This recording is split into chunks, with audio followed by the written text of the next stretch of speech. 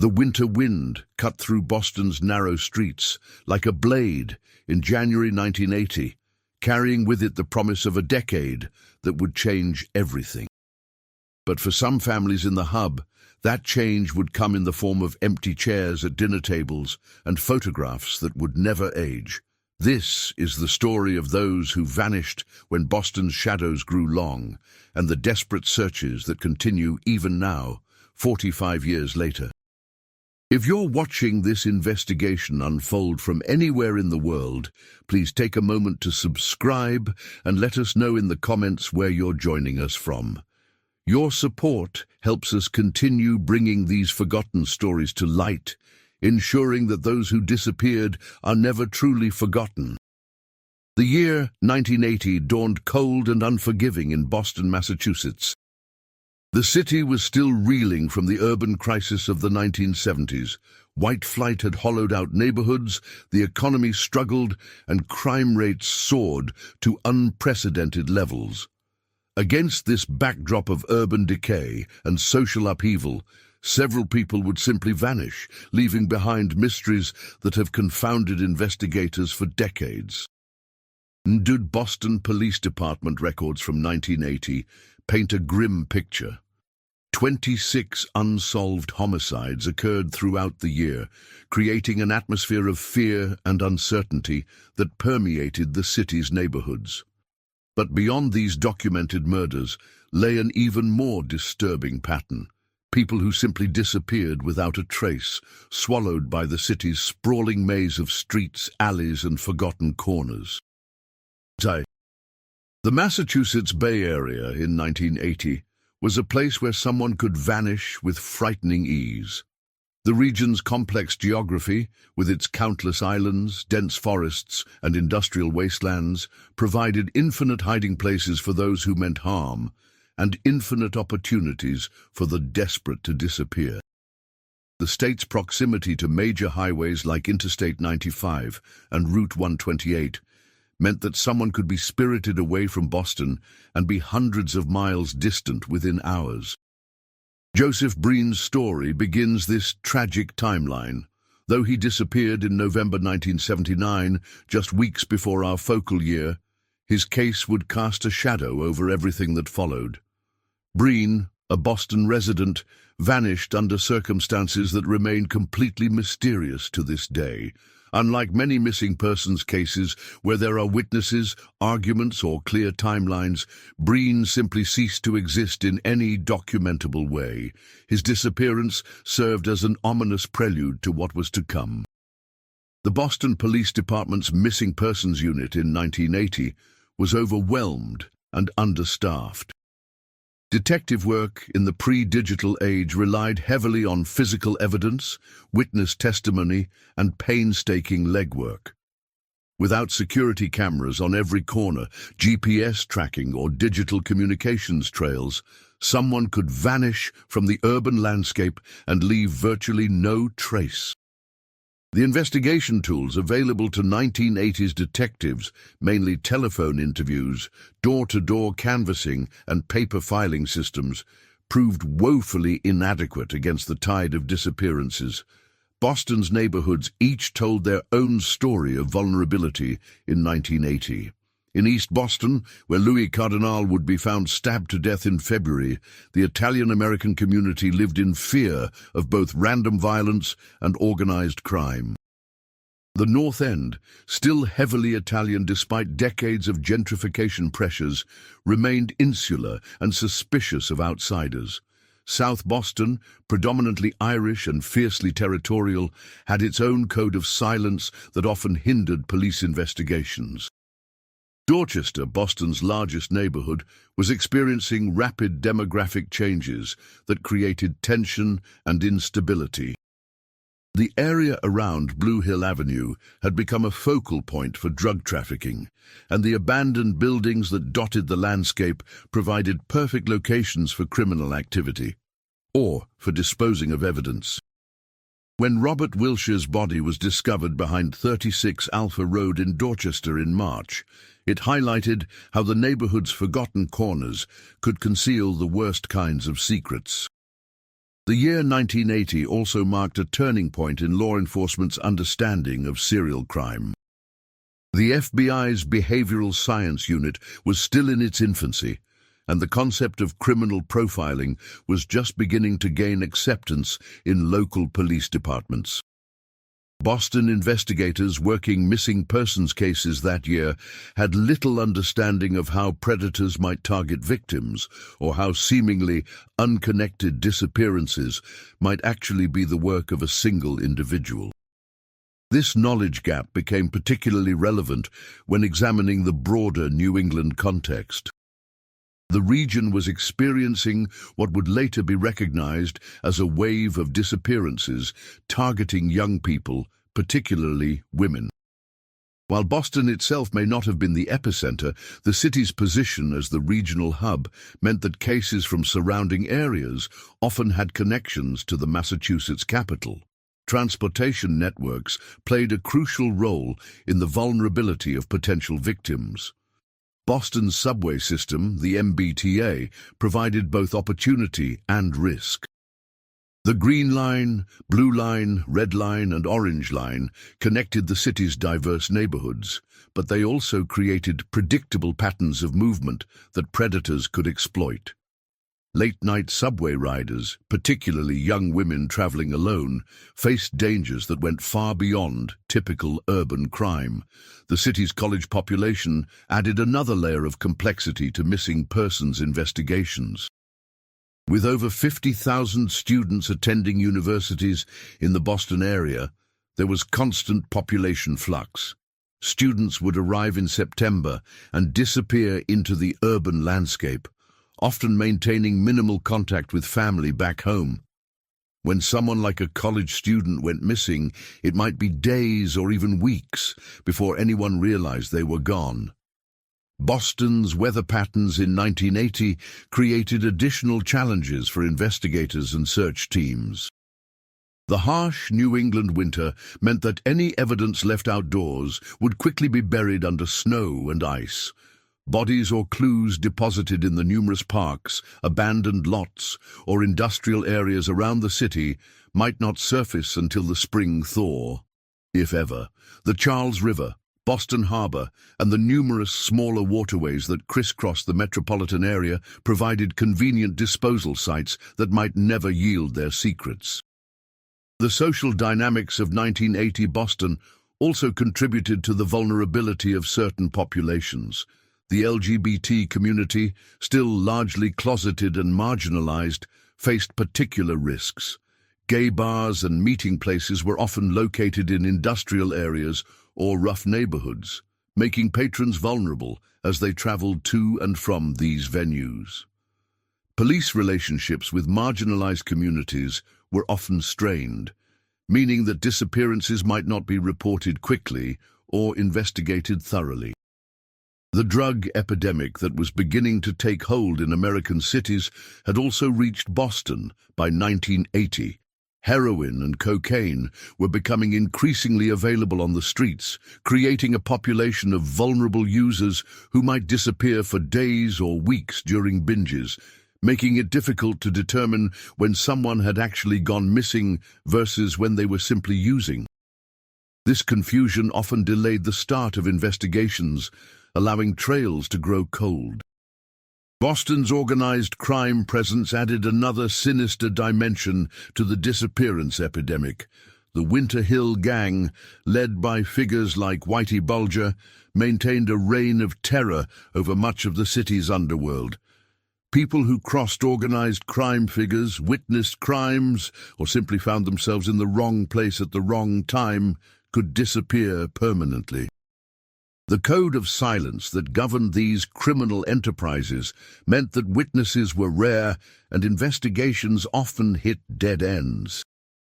The Massachusetts State Police had jurisdiction over highways and rural areas surrounding Boston, but coordination between different law enforcement agencies was often poor in 1980. Someone could disappear from Boston proper and end up in a rural area outside the city's limits, where the case might fall through jurisdictional cracks. Without modern communication systems and databases, a missing person from Boston might not be connected to remains found in a different county for months or years.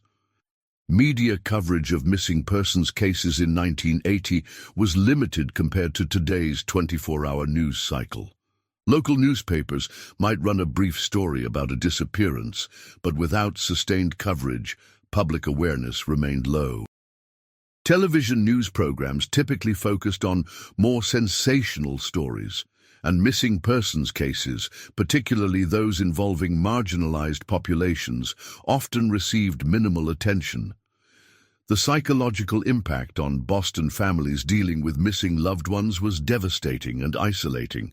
Support groups for families of missing persons were virtually non-existent in 1980. Families were left to navigate the complex law enforcement bureaucracy alone, often feeling frustrated by what they perceived as inadequate investigation efforts. Without the internet or social media, families had few ways to publicize their cases or connect with others facing similar tragedies. Boston's medical examiner system in 1980 was overwhelmed and under-resourced. When unidentified remains were discovered, the forensic tools available for identification were primitive by today's standards.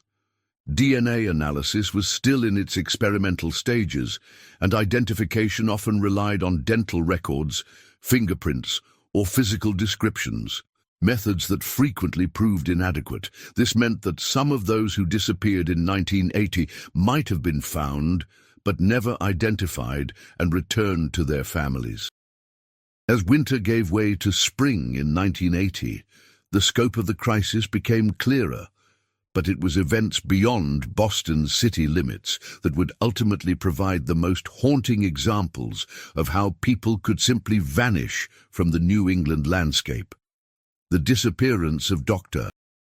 Margaret Kilcoyne from Nantucket Island in January 1980 would become one of the region's most enduring mysteries, while the April disappearance of teenager Laureen Rahn from New Hampshire would expose a network of predators that may have stretched throughout New England. The story of Dr. Margaret Mary Kilcoyne begins on the frigid night of January 25, 1980, on Nantucket Island, some 30 miles off the Massachusetts coast. Though not technically within Boston city limits, Kilcoyne's disappearance would send shockwaves through the entire Massachusetts medical community and highlight the vulnerability that even accomplished professionals faced in the changing social landscape of 1980. Dr. Kilcoyne was 42 years old, an assistant professor of medicine at Columbia University's College of Physicians and Surgeons in New York City. She had come to Nantucket for what should have been a routine medical consultation, but instead walked into a mystery that remains unsolved more than 4 decades later. The circumstances surrounding her disappearance were so bizarre that even veteran investigators described them as strange from the beginning.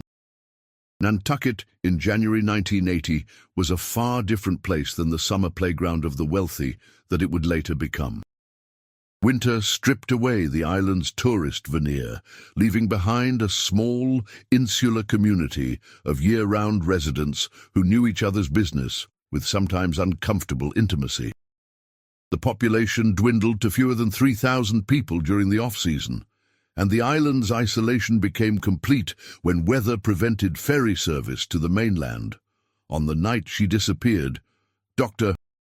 Kilcoyne had been staying at the Jared Coffin House, one of the island's few hotels that remained open during the winter months. According to retired Nantucket Police Captain George Resendez, who was one of the lead investigators, the whole thing, right from the beginning, was strange. You'd have to say it was just bizarre from the beginning. The details of what happened that night have never been fully clarified. What investigators know is that Dr. Kilcoyne left the hotel sometime after dinner and was never seen again. Her belongings remained in her room. Her rental car was found parked near the hotel, and there were no signs of struggle or distress. She had simply vanished into the January night As if she had never existed, the search for Dr. Kilcoyne mobilized the entire island community. Nantucket's volunteer fire department, police force and Coast Guard units scoured every inch of the island's 47 square miles. They searched beaches, cranberry bogs, moors, and abandoned buildings. Divers explored the waters around the island's harbors and coastline. Aircraft flew grid patterns over the landscape. Nothing was found. The investigation revealed troubling inconsistencies in witness statements and unexplained behavior by some of those who were supposed to be helping find her. According to published accounts, several individuals who claimed to be assisting in the search may have had ulterior motives. These complications led investigators to question whether Dr. Kilcoyne's disappearance was truly random or whether she had been specifically targeted. The isolation of Nantucket in winter created unique challenges for the investigation. With limited ferry service and no bridge to the mainland, anyone who might have been involved in Dr. Kilcoyne's disappearance would have had to remain on the island or find another way to leave. The Coast Guard monitored all vessel traffic, but the waters around Nantucket are treacherous in winter, and small boats could easily be lost without a trace. As days turned to weeks, theories about Dr. Kilcoyne's fate multiplied. Some investigators believed she might have suffered an accident and fallen into the ocean from one of the island's many cliffs or jetties. Others suspected foul play, pointing to the unusual behavior of certain individuals during the search efforts. A few even speculated that she might have chosen to disappear, though this theory was largely discounted given her successful career and strong family connections. The case attracted national attention partly because of Dr. Kilcoyne's prominence in the medical field, but also because of the seemingly impossible nature of her disappearance. How could someone simply vanish from a small island where everyone knew everyone else? The mystery deepened when it became clear that several people on Nantucket that night had provided conflicting or suspicious accounts of their activities. Dr. Kilcoyne's disappearance would prove to be just the beginning of what appeared to be a pattern of vanishings affecting the broader New England region in 1980. 3 months later, the case of Laureen Rahn would demonstrate that the threat was not confined to isolated islands, but could strike anywhere, even in the seemingly safe suburbs of New Hampshire. 15-year-old Laureen Ann Rahn disappeared from her Manchester, New Hampshire apartment on the night of April 26, 27, 1980. While Manchester is not Boston, the case would eventually reveal connections that stretched throughout New England and possibly into the Boston area itself. More importantly, Rahn's disappearance would expose what investigators now believe was a network of predators operating throughout the region. Laureen was on spring break from Manchester High School West when she asked her mother, Judith, if she could stay home alone while her mother attended a tennis match featuring her boyfriend, a professional player. It was a decision that would haunt Judith Rahn for the rest of her life. The evening started normally enough. Laureen invited 2 friends over to the apartment, 1 male and 1 female, and the 3 teenagers shared a 6-pack of beer and a bottle of wine. According to later police reports, Laureen had been seen earlier that day at a local convenience store, possibly trading work for alcohol. The casual nature of underage drinking in 1980, combined with limited parental supervision, created opportunities for predators to exploit vulnerable teenagers. Around 12:30 a.m.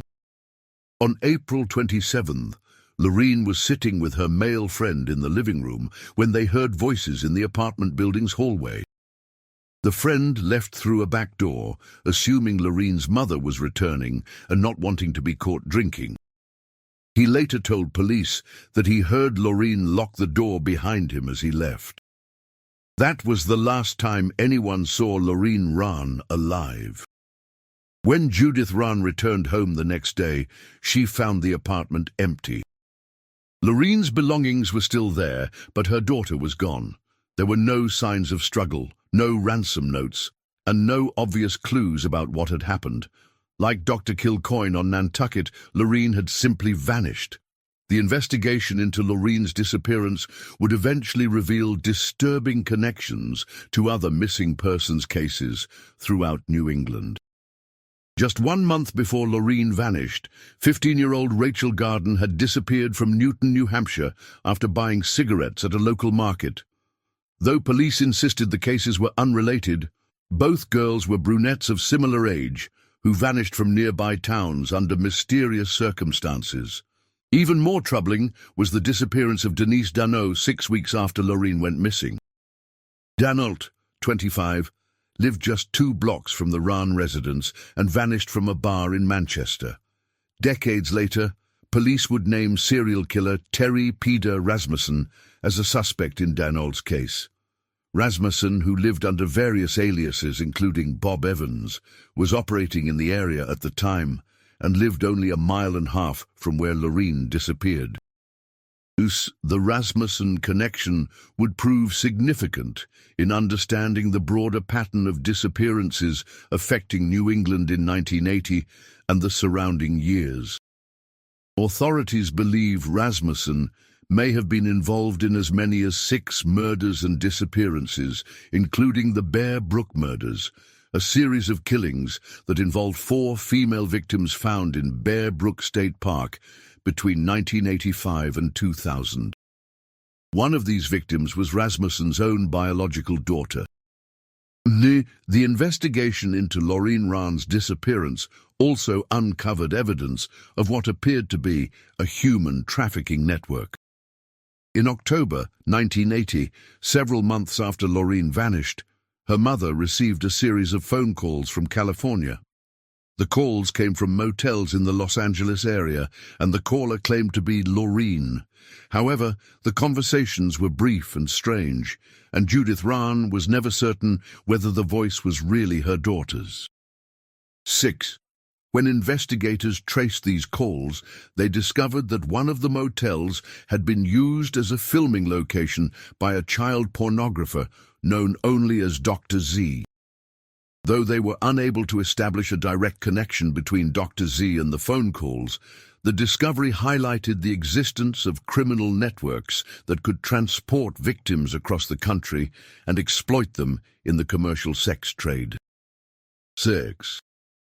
The California connection in Loreen's case was particularly significant because it demonstrated how disappearances from New England could be connected to criminal enterprises operating on a national scale. Interstate highways like I-95 and I-84 provided direct routes from the Boston area to major cities throughout the country, allowing traffickers to move victims quickly and efficiently across state lines. Boston's position as a regional transportation hub made it a natural waypoint for such criminal networks. Logan International Airport provided connections to cities throughout the United States and internationally. The city's bus stations and train terminals offered additional means of transportation that would be difficult for law enforcement to monitor. Someone could disappear from a Boston neighborhood and be transported hundreds or thousands of miles away within hours. The investigation into these connected cases also revealed the limitations of 1980s law enforcement.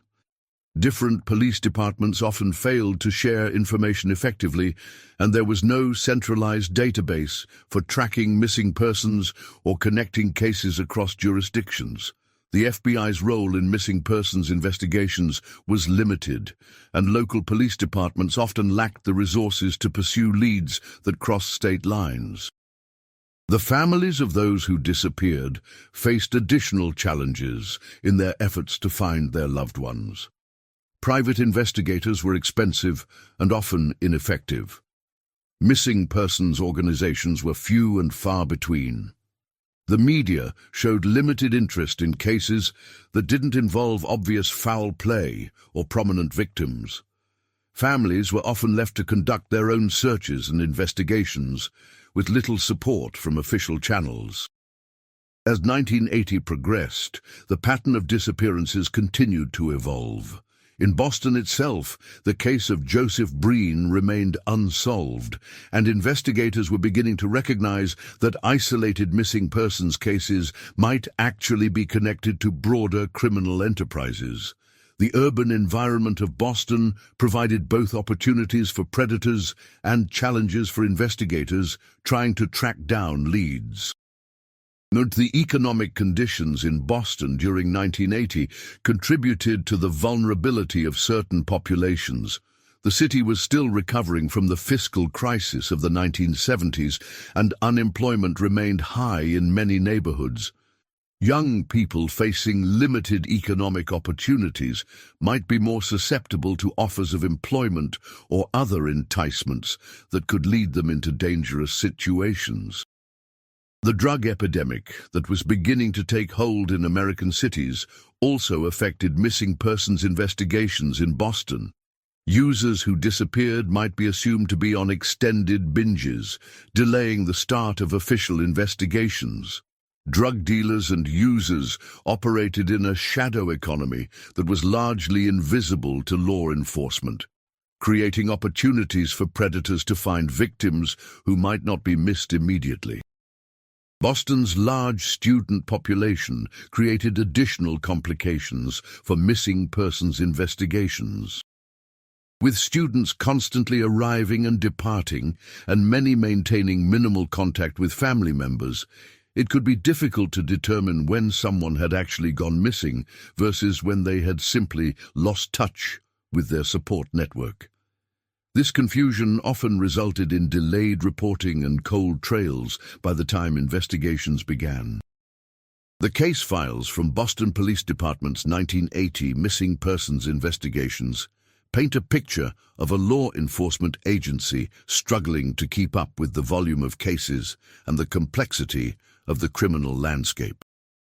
Detectives worked with limited resources, antiquated communication systems, and investigative techniques that would seem primitive by today's standards.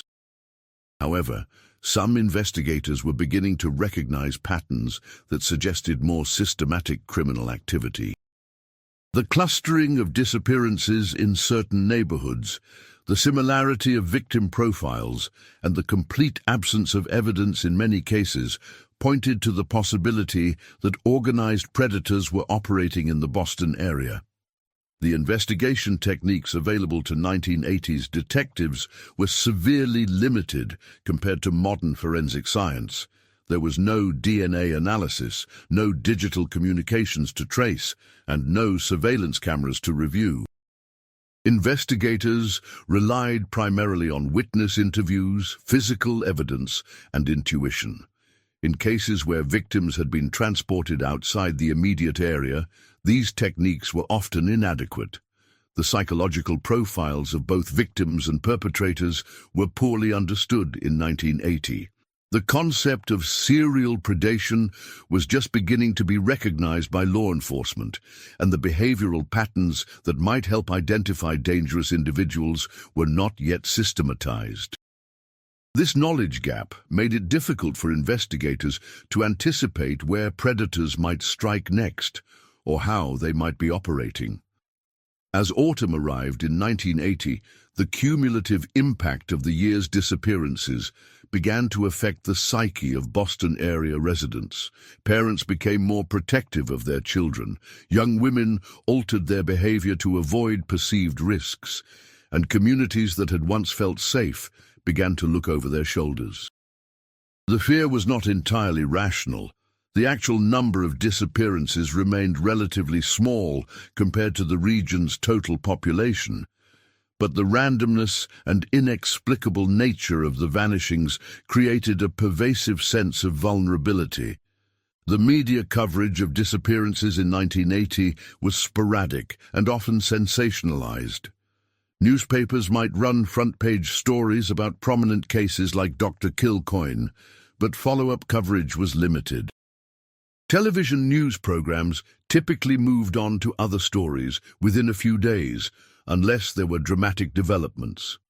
This limited coverage meant that potential witnesses might not realize the significance of what they had seen, and patterns that might connect different cases often went unrecognized. The lack of sustained media attention also meant that families of missing persons had limited ways to keep their cases in the public eye. Without social media or internet resources, organizing search efforts or publicizing cases required enormous personal effort and expense. Many families found themselves isolated in their grief, with little support from either official channels or the broader community. The investigative resources available to law enforcement in 1980 were severely constrained by budget limitations and technological barriers. Police departments might have 1 or 2 detectives assigned to missing persons cases for the entire city, and these individuals were often responsible for dozens of active investigations simultaneously.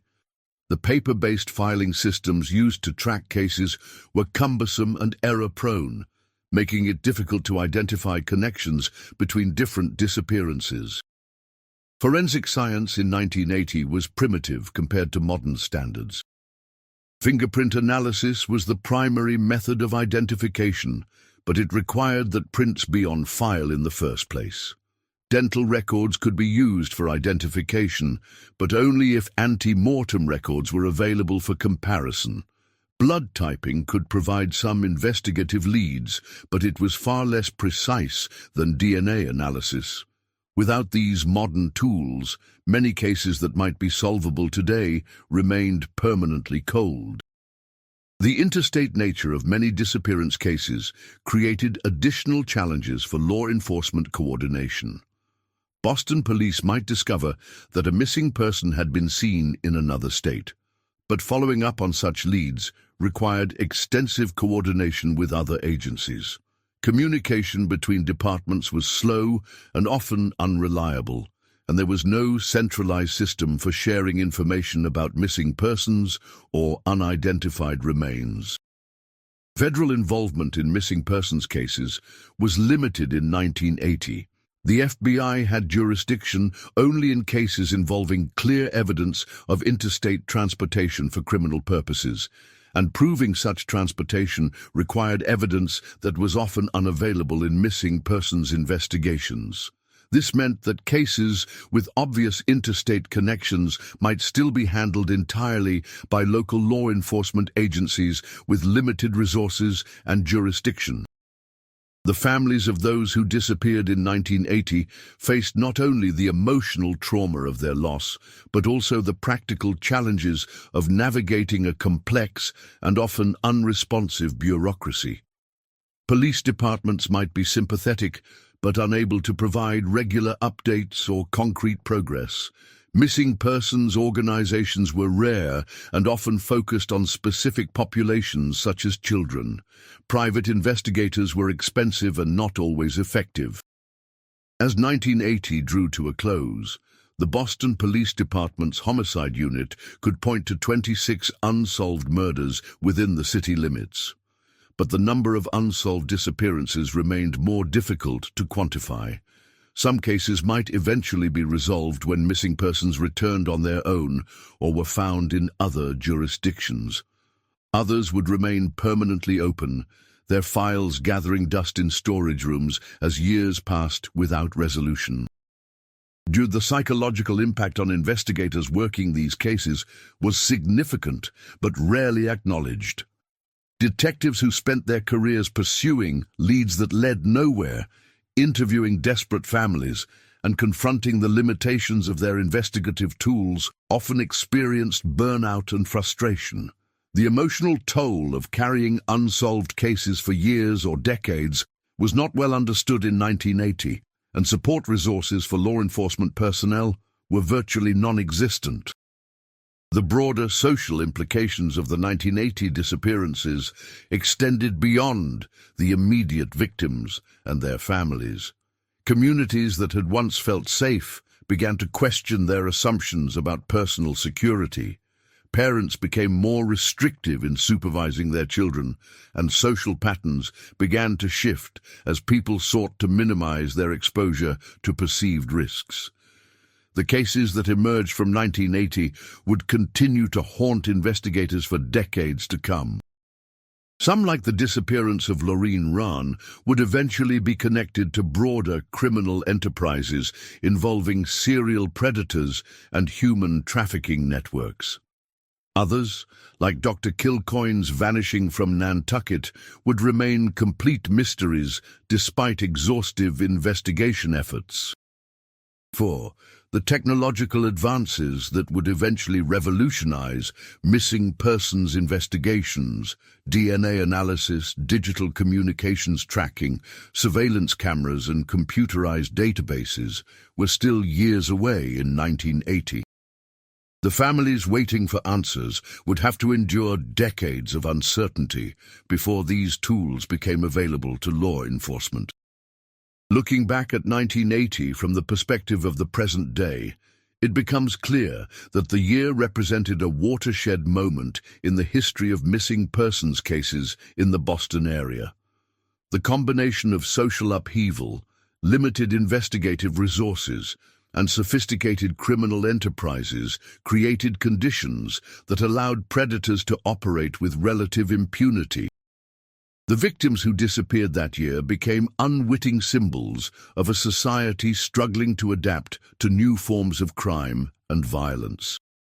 The legacy of 1980's Disappeared continues to influence law enforcement practices today. The recognition that missing persons cases might be connected to broader criminal patterns led to improved information sharing between agencies. The understanding that certain populations, teenagers, college students, marginalized communities faced particular risks resulted in targeted prevention programs. And the realization that families needed better support during investigations led to the creation of victim services programs that provide ongoing assistance throughout the investigative process.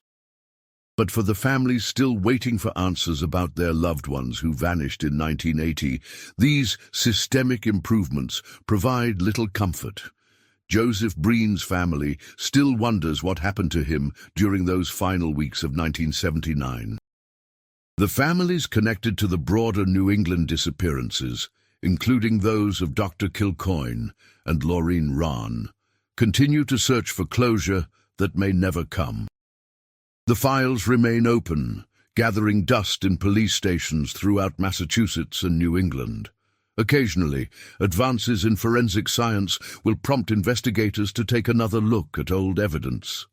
Sometimes, deathbed confessions or new witness testimony will breathe life into cold cases. But for many of those who disappeared in 1980, the silence that followed their vanishing has become permanent. The year 1980 taught Boston and the nation that anyone could disappear at any time for any reason. It demonstrated the vulnerability of individuals in an increasingly complex and dangerous society, and it highlighted the limitations of law enforcement in protecting citizens from sophisticated criminal enterprises. Most importantly, it showed that the impact of disappearances extends far beyond the immediate victims, affecting families, communities, and society as a whole for generations to come. As we remember those who vanished during that terrible year, we must also acknowledge the ongoing reality that people continue to disappear from our communities today. The lessons learned from 1980's tragedies have improved our ability to investigate and prevent such cases, but they have not eliminated the threat entirely. The vigilance required to protect our most vulnerable citizens remains as important today as it was more than 4 decades ago, when Boston first learned that some shadows never give up their secrets. The investigations continue, the families still hope, and somewhere in the accumulated files of cold case units throughout New England, the truth about 1980's Disappeared may still be waiting to be discovered. Until that day comes, we remember their names, we honor their families' persistence, and we continue to search for the answers that have eluded us for so long.